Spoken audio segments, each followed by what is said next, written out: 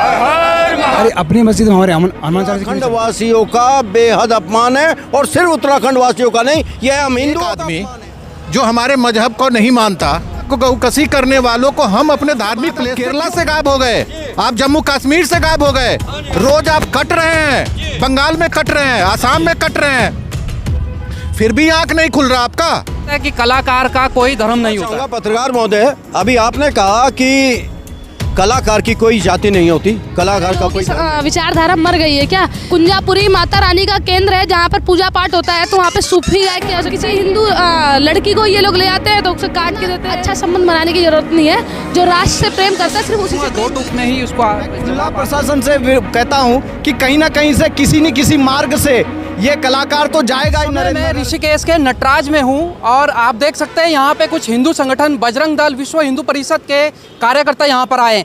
इनके हाथों में अगर आप ये जो स्लोगन लिखे हैं अगर आप पढ़ेंगे, देवभूमि में मंदिरों में गौ भक्षण करने वालों को कोई स्थान नहीं। तो इस मामले में क्या ये मामला है, किसका ये विरोध हो रहा है, आइए इन्हीं से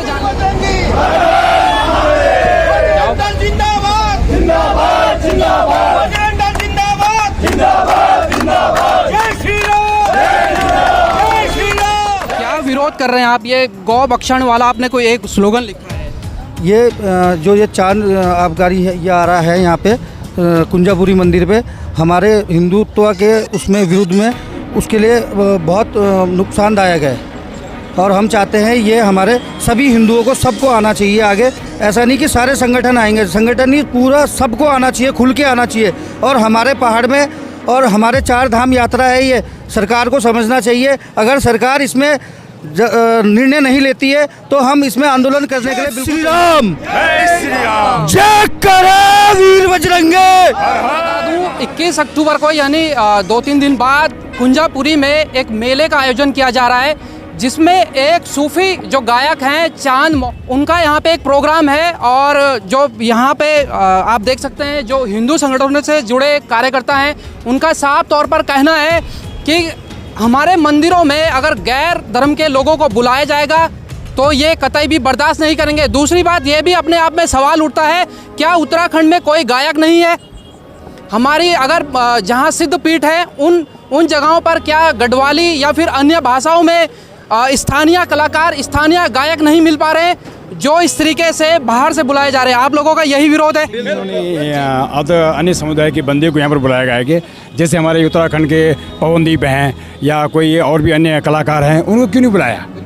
और ये जो मुस्लिम जो हिंदू में क्यों आ रखा है, क्यों हमारा जो हिंदू गायक है उनको मुस्लिम मस्जिद में बुलाते हैं? ये अपने मस्जिद में हमारे हनुमान चालीसा चला के दिखाएं। हमारे अपनी मस्जिद में हमारे हनुमान चालीसा क्यों नहीं चलाते ये लोग?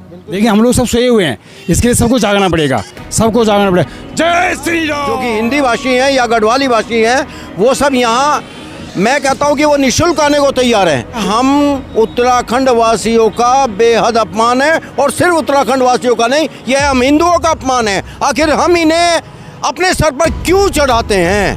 मैं इन मुस्लिम गायकों को आखिर हम सर पर क्यों चढ़ाते हैं? बस ये हमारा विरोध है। क्यों? क्योंकि इनकी संस्कृति सब कुछ हमसे अलग है, जिसे हम सहन नहीं करेंगे। मेरा एक ही कहना है कि हमारा ये जो मेला लग रहा है, जो समिति करती है, ये हम लोकल कल्चर को आगे बढ़ाने के लिए करते हैं। एक प्लेटफॉर्म देते हैं, व्यापारी वर्ग को देते हैं, कलाकार को देते हैं। देखते हैं कि एक आदमी जो हमारे मजहब को नहीं मानता हमारे धार्मिक कार्यक्रम में क्यों आएगा? इस चीज़ को हम पूछते हैं, अपना माता मानते हैं, उनका गौकसी करने वालों को हम अपने धार्मिक प्लेस पे क्यों बुलाएं?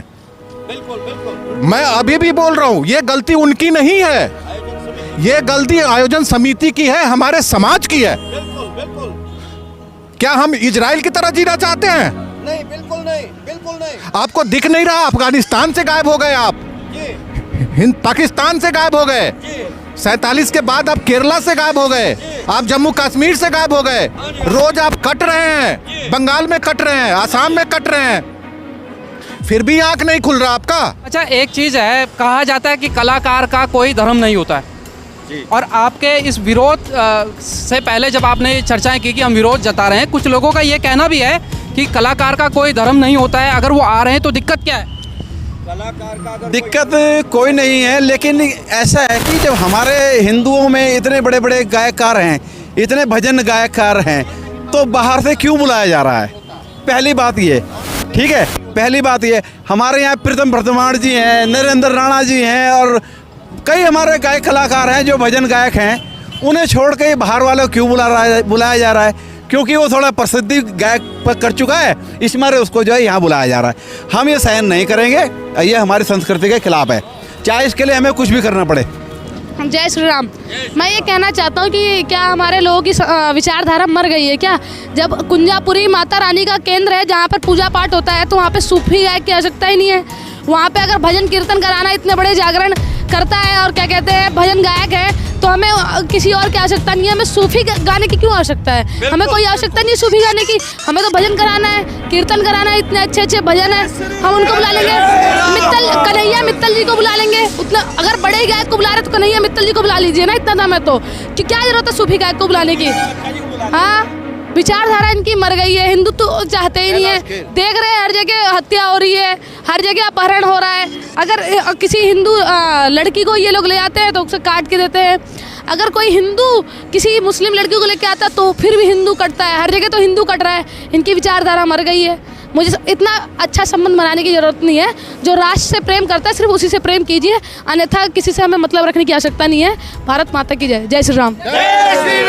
मैं क्षमा चाहूँगा पत्रकार महोदय, अभी आपने कहा कि कलाकार की कोई जाति नहीं होती, कलाकार का कोई धर्म नहीं होता। होता है।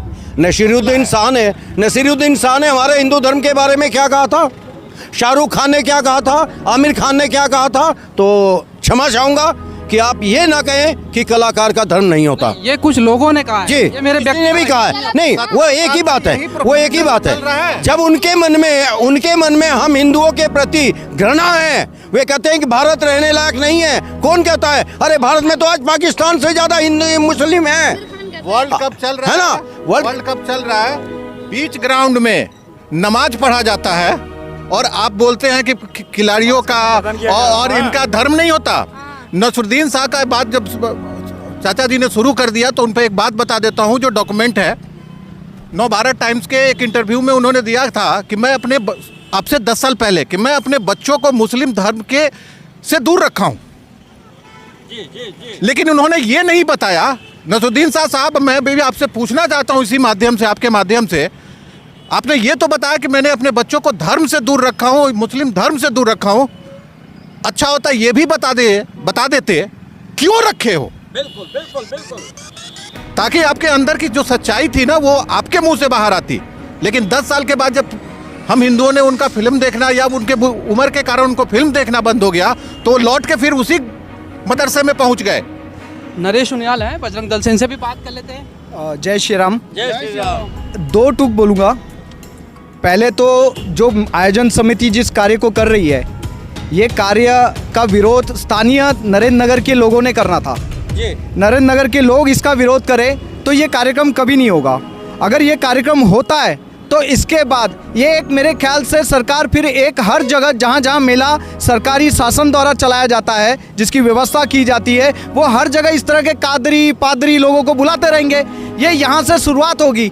तो अगर पहाड़ के लोग ये चाहते हैं कि पूरे पहाड़ों में ये नमाज, ये मुजरा, ये कव्वाली ये चलते रहे, तो आज इस कार्यक्रम को वो करने देंगे। और वो चाहते हैं कि पहाड़ में ऐसे कोई कार्यक्रम ना हो, तो उन्हें ये कार्यक्रम का विरोध करना पड़ेगा, प्रदर्शन करना पड़ेगा और इनके खिलाफ मुड़जोड़ इस कार्यक्रम को बंद होने के लिए जहाँ तक उग्र आंदोलन हो वो करना पड़ेगा। आपसे आपने कहा 2 टूक कहूँगा, दो एक सवाल मैं पूछूंगा, 2 टूक में ही उसको जवाब आप दे तो बहुत बेहतर रहेगा। आप विरोध कर रहे हैं, इसके बाद अगर ये विरोध के बाद भी अगर ये कार्यक्रम जो बुलाए जा रहे हैं, जो सूफी गायक हैं, उनको अगर बुलाना कैंसिल नहीं होता तो क्या करेगा बजरंग दल, विश्व हिंदू परिषद या उससे जुड़ेगा? मेरा ये कहना है, आज ये जो पुतला दहन है आयोजन समिति का, इसके बाद भी अगर डीएम को टीरी के कार्यकर्ताओं द्वारा डीएम को प्रदर्शित कर चुका है, ज्ञापन दिया जा चुका है, उसके बाद एसडीएम महोदय के नरेंद्र नगर के संज्ञान में लाया जाएगा। अगर इसके बावजूद भी वहाँ की स्थानीय आयोजन समिति इस कार्यक्रम को करती है तो मैं खुला प्रशासन से कहता हूँ कि कहीं ना कहीं से किसी न किसी मार्ग से ये कलाकार तो जाएगा ही नरेंद्र नगर। वो जिस भी मार्ग से जाएगा और नरेंद्र ऋषिकेश चौक पे चक्का जाम किया जाएगा, पूरा विरोध प्रदर्शन होगा। जहां कार्यक्रम हो रहा है, जहां तक हम चाहेंगे हम पहुंच सकेंगे, वहां तक इसका विरोध प्रदर्शन करेंगे। हम 21 तारीख को देहरादून से, हरिद्वार से, जहां से भी सारे पदाधिकारी, सारे कार्यकर्ता चक्का जाम के लिए पहुंचेंगे। ये खुला प्रशासन को विरोध कर रहे हैं हम, कि आप चेतावनी भी दे रहे हैं कि आप इस कार्यक्रम को रद्द करें, वरना आने वाले समय में आप एक बड़ी उग्र आंदोलन के लिए आप हमें बाधित कर रहे हैं, ये चेतावनी देते हैं। तो आपने देखा कि किस तरीके से लोग विरोध प्रदर्शन कर रहे हैं और इनका साफ तौर पे कहना है कि किसी भी हाल में इस जो कार्यक्रम में गायक आ रहे हैं उनको आने नहीं दिया जाएगा। साफ तौर पे जो हिंदू संगठन से जुड़े कार्यकर्ता उनका कहना है कि स्थानीय जो गायक है उनको बुलाया जाए ताकि इस तरीके के विवाद से बचा जाए। फिलहाल आप बने रहें नवक्रांति न्यूज़ के साथ।